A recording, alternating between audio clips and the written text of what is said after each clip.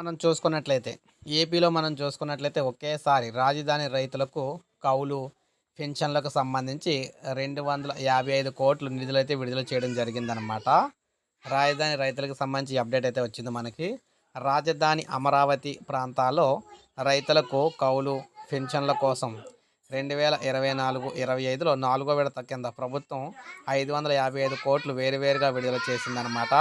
రాజధాని ప్రాంత అభివృద్ధి ప్రాధికార సంస్థ సిఆర్డిఏ కమిషనరు ప్రతిపాదనలపై పురపాలక పట్టణాభివృద్ధి శాఖ నిధులైతే విడుదల చేస్తూ ఉత్తర్వులు అయితే జారీ చేసింది. ఇవన్నీ కూడా ముఖ్యంగా ఆ ప్రాంతాల్లో ఉన్న అందరికీ కూడా రైతులకు కౌలుకి ఇవ్వడానికి కౌలు డబ్బులకు అదేవిధంగా పెన్షన్లకు సంబంధించి కూడా వారికైతే నిధులైతే విడుదలైతే చేయబోతూ ఉన్నారనమాట. సో ఈ విధంగా మరొక కీలక హామీ అయితే నెరవేర్చుకుంటుందన్నమాట కూటమి ప్రభుత్వం.